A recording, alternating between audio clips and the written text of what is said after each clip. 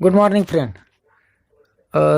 मी राहुल सोनवणे. आज तुमचं size foundation YouTube चॅनलमध्ये सगळ्यांचं स्वागत करतो. मागच्या लेक्चरला आपण बघितलं होतं टीनेजर प्रेयर्स या कवितेचं मराठीत एक्सप्लेनेशन बघितलं होतं. आजच्या व्हिडिओमध्ये आपण इंग्लिश वर्कशॉप म्हणजे क्वेश्चन आणि आन्सर बघणार आहोत. त्या अगोदर तुम्ही जर या यूट्यूब चॅनलला जर सबस्क्राईब केलं नसेल तर सबस्क्राईब करून लाईक आणि शेअर करावं आणि बेल आयकॉनवर क्लिक करून नोटिफिकेशनसाठी सूचित व्हा. मित्रांनो, पेज नंबर 4 वर इंग्लिश वर्कशॉपमध्ये फर्स्ट दिला आहे, choose the correct answer and complete the given sentence. Choose the correct answer and complete the given sentence. याच्यामध्ये दिलंय तुम्हाला पहिलं, according to the poet dash dash are brought by each new day. According to the poet, according म्हणजे काय, च्या मते. कोणाच्या मते? टू द पोएट म्हणजे कवीच्या मते. Dash dash are brought by each new day. आता या कवितेचा जर थीम पाहिला मित्रांनो, तर या कवितेमध्ये सांगितलं होतं एका टीनेजर नावाच्या मुलीने या ठिकाणी आपल्याला एक प्रार्थना केलेली होती आणि त्या हिशोबाने एक प्रश्न विचारलेला होता. आणि याच्यासाठी जर मागच्या तुम्ही याला बघितलं तर या ठिकाणी तुम्हाला दिलं एक बघा, इच day bring a new beginnings. म्हणजे काय, दिवसाची प्रत्येक सुरुवात ही चांगली होत असते. तर त्या हिशोबाने तुम्हाला एक प्रश्न विचारला या ठिकाणी, according to the poet dash dash are brought by each new.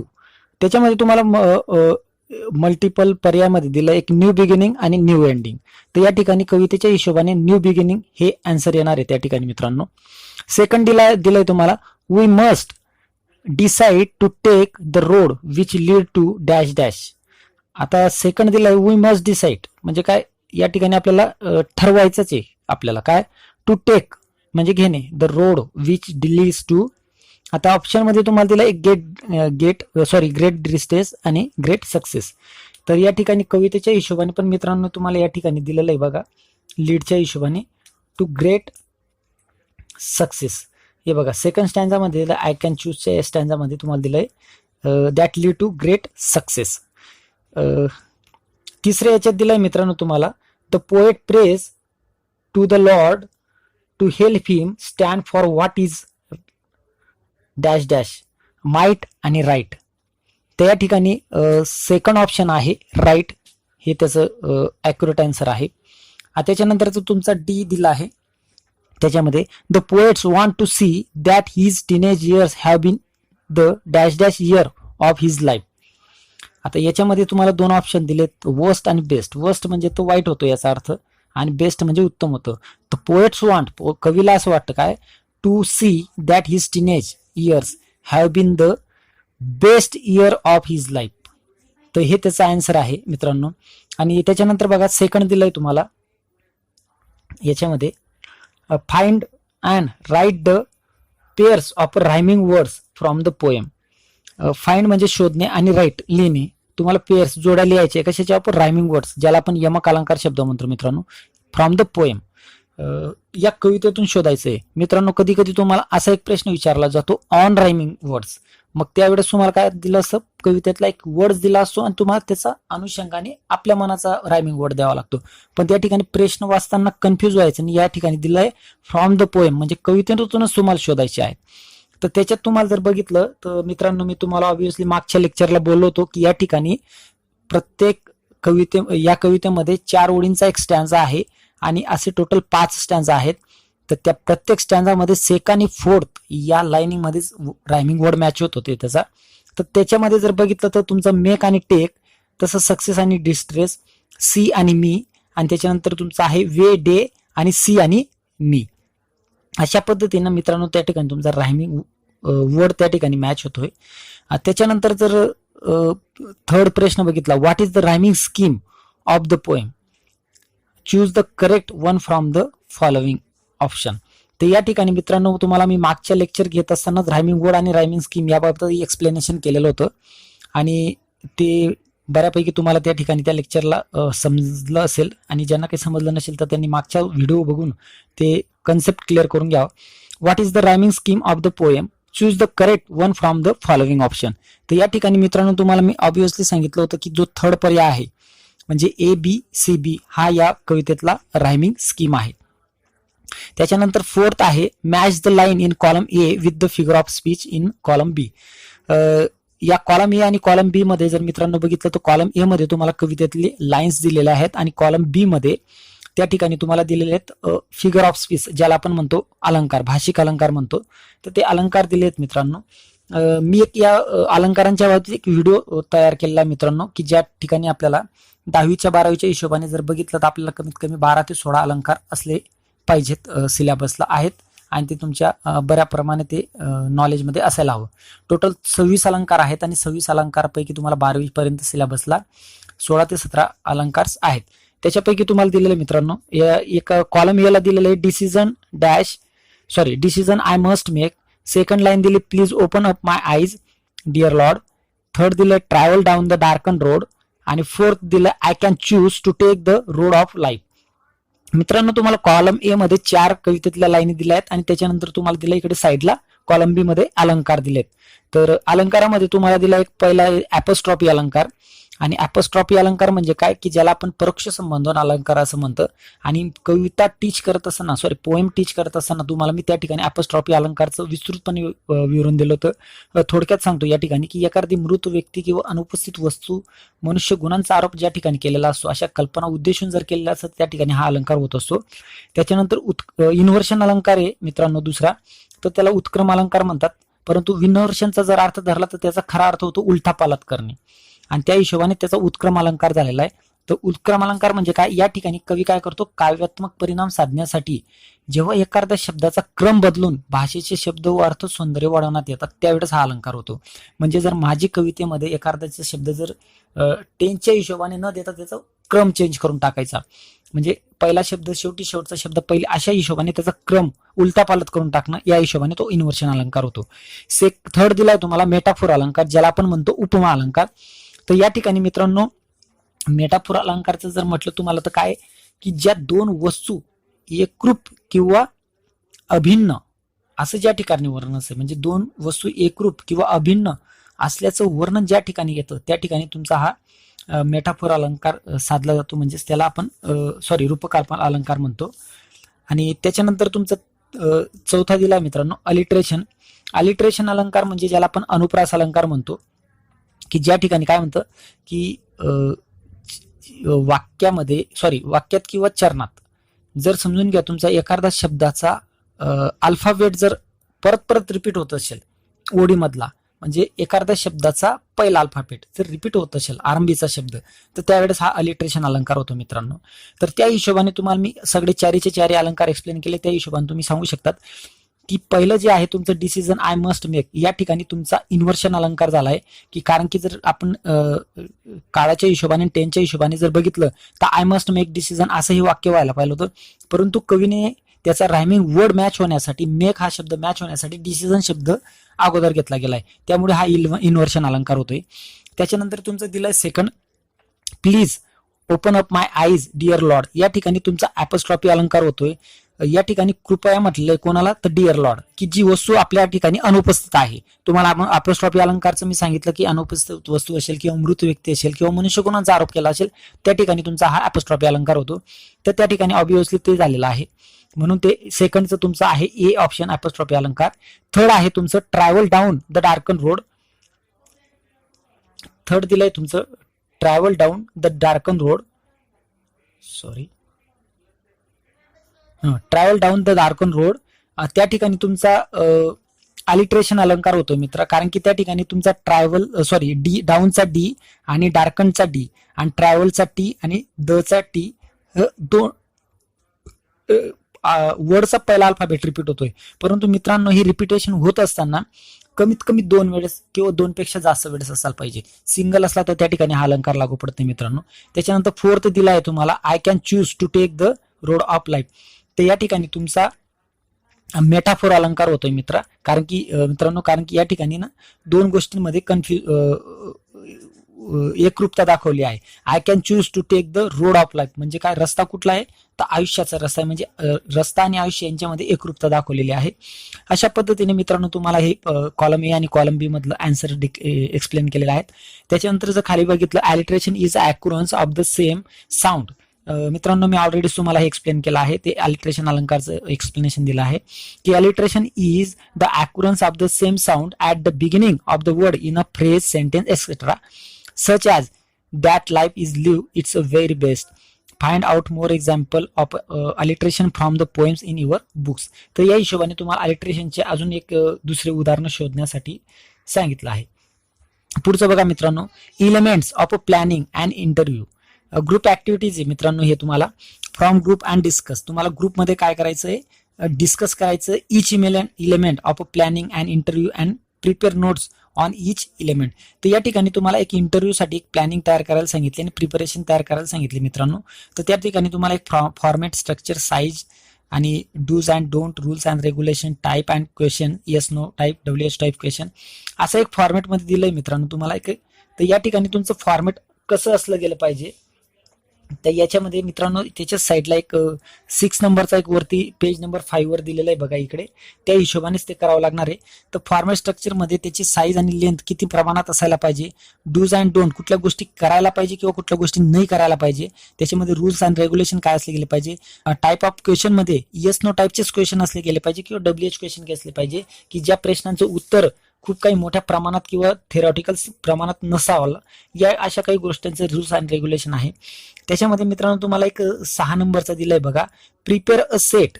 Prepare म्हणजे काय, तयार करणे. अ सेट म्हणजे काय, संच. कशाचा संच तयार करायचं तुम्हाला, ऑफ 10 क्वेश्चन, 10 प्रश्नांचा एक संच तयार करायचा आहे. कशासाठी, to interview any successful teenager. कुठलाही असा यशस्वी जो टीनेजर आहे किशोरवयीन, त्याच्या सक्सेसफुलचं तुम्हाला एक इंटरव्ह्यू करायचं आहे. You may use the following guideline. तुम्हाला खालील जी गाईडलाईन दिली त्याच्या हिशोबाने तुम्ही करू शकतात. Standard template for conducting and interview format. तर या ठिकाणी मित्रांनो तुम्हाला एक दिलेलं आहे, तुम्हाला काय स्टँडर्ड टेम्पलेट म्हणजे टेम्पलेटला काय म्हणतो आपण, एक साचा, त्या हिशोबाने. आणि फॉर कंडक्टिंग अँड इंटरव्ह्यू तुम्हाला जो एक हा साचा दिलाय, म्हणजे एक प्रकारचा एक तुम्हाला एक ढाचा तयार करून दिलाय त्यांनी, त्या ढाच्याच्या हिशोबाने तुम्हाला त्या ठिकाणी एक्सप्लेन इंटरव्ह्यूचं एक प्लॅनिंग करायचं आहे मित्रांनो. तर या ठिकाणी तुम्ही नेम ऑफ द इंटरव्ह्यू म्हणजे या ठिकाणी जो इंटरव्ह्यू देणार आहे मित्रांनो, व्ही म्हणजे काय, या इंटरव्ह्यू आणि इंटरव्ह्यूअर याच्यामधला एक डिफरन्स समजून घ्या मित्रांनो.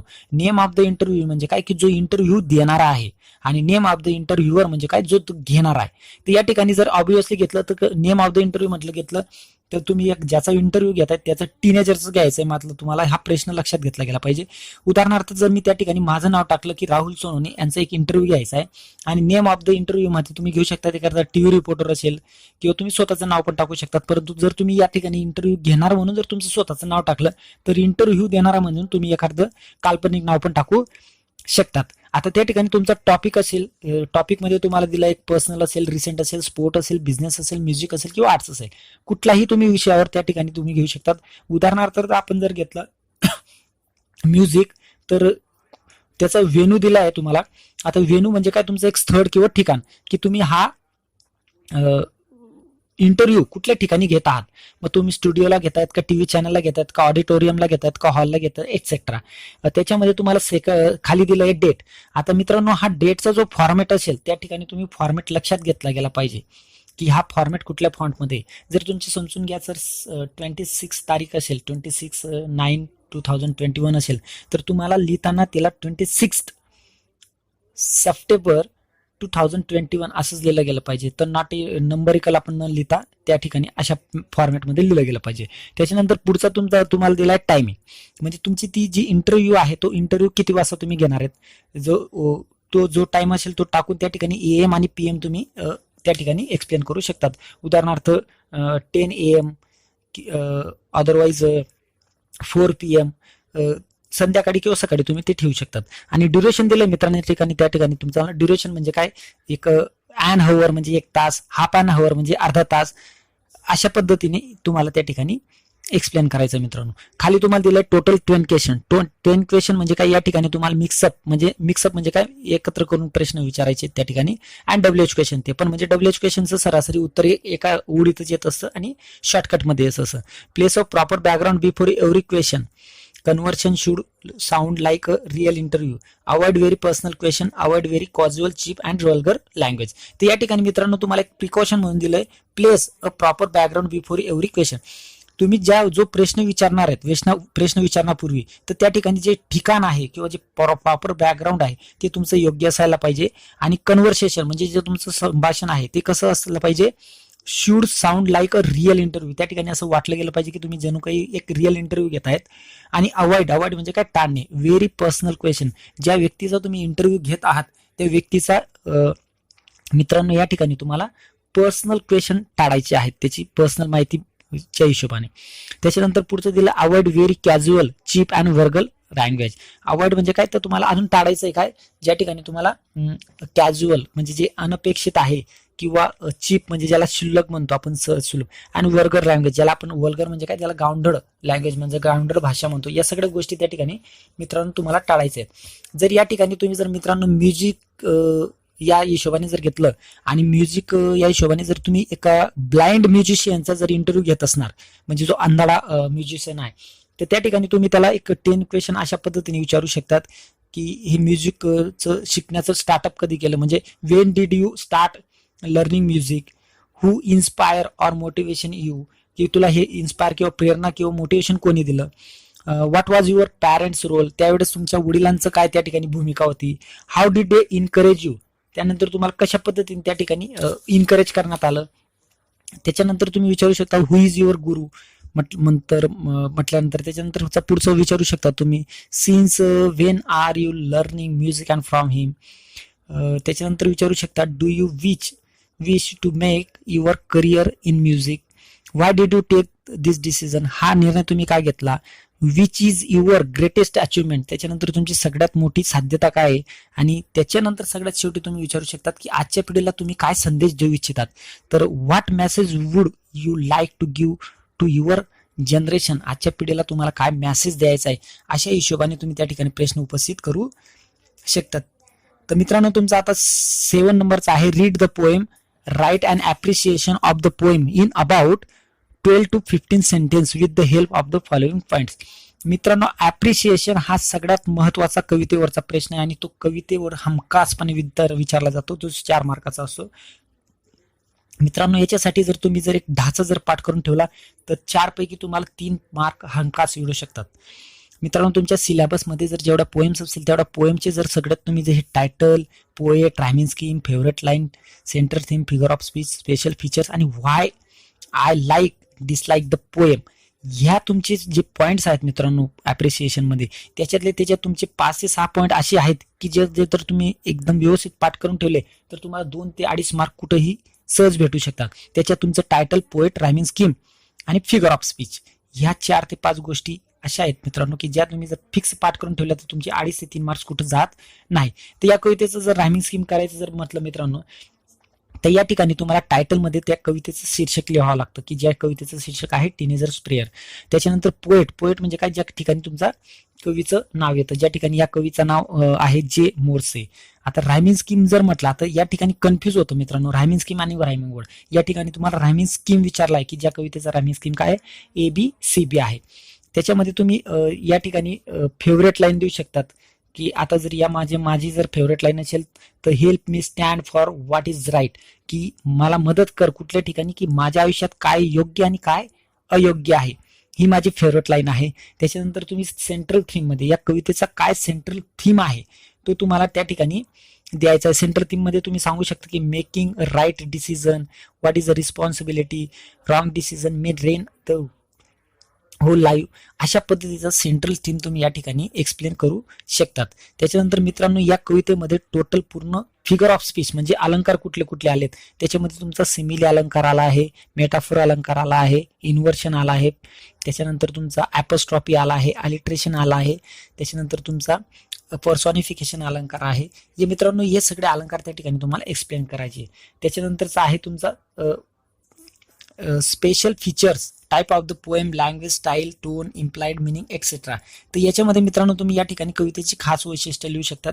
यामध्ये लिहू शकतात तुम्ही की कवितेचा सगळ्यात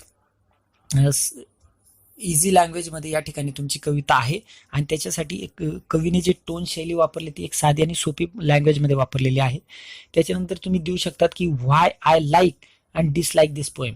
या ठिकाणी जनरली मित्रांनो पॉझिटिव्हच उत्तर लिहिलं गेलं पाहिजे. I like this poem because it gives the most valuable message to teenager to take right decision in life. It also instill faith in a God who always lead us on the right path. की या ठिकाणी आपण अशा पद्धतीने जर message जर शेवटच्या प्रश्नात सोडला तर निश्चितच मित्रांनो आपल्याला या ठिकाणी 4 पैकी 3.5 ते 4 परफेक्ट मार्क्स मिळू शकतात.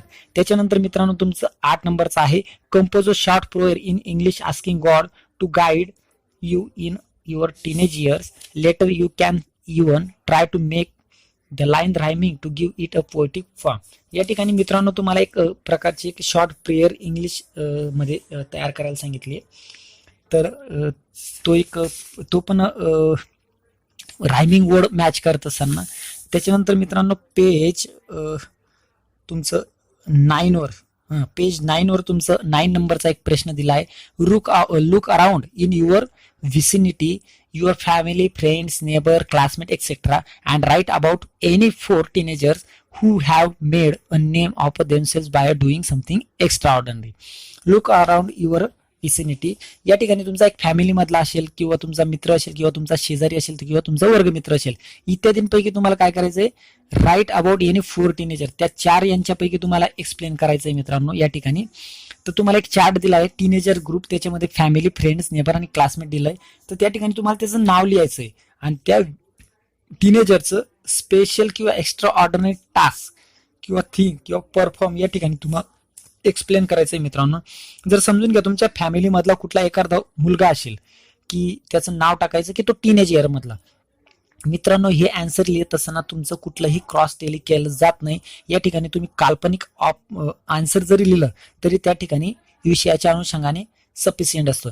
जर फॅमिली मधला तुमचा जर कुठलाही विनोद नावाचा मुलगा असेल की ज्याने काय केलं एखाद्याची कोणाच्या लहान मुलाची जीव वाचवला असेल इन अ फायर, तर तुम्ही त्या ठिकाणी लिहू शकतात save a child from a house on a fire. की ज्यावेळेस घराची आग वाचली होती त्यावेळेस या विनोद नावाच्या मुलाने त्या ठिकाणी एका लहान मुलाचा जीव वाचवला होता. म्हणजे ते काही स्पेशल काम केलं, त्याने एक्स्ट्रा ऑर्डिनरी टास्क केलेला आहे, काहीतरी परफॉर्मन्स केला आहे. त्याच्यानंतर फ्रेंड्स मध्ये तुम्ही देऊ शकतात की ज्या ठिकाणी समजून घ्या एखादा राहुल नावाचा मुलगा असेल की ज्याने काय केलं कुठल्याही एक्झाम मध्ये त्या ठिकाणी तो जेईची एक्झाम असेल त्या एक्झाम मध्ये तो ऑल इंडियामध्ये फर्स्ट आला असेल तर त्या ठिकाणी तुम्ही लिहू शकतात की secure all India first rank in a JEE. त्याच्यानंतर तुम्ही नेबर मध्ये देऊ शकतात की एखादी मुलगी असेल की सुचिता नावाची मुलगी असेल किंवा सुमित्रा नावाची मुलगी असेल की काय की तिने एक कुठल्या तरी एक नासाच्या स्कॉलरशिपमध्ये किंवा कुठल्या तरी स्कॉलरशिपमध्ये तिने सिलेक्शन झालं असेल तर तुम्ही त्या ठिकाणी लिहू शकतात की selected for the scholarship by NASA. त्याच्यानंतर क्लासमेट मधलं जर कुठल्याही वर्गातला एखादा मित्र असेल की त्याचं तुम्ही कुठल्याही बाबतीत लिहू शकतात की काय समजून घ्या prefer a mobile app that would control the 6 street lights in his area.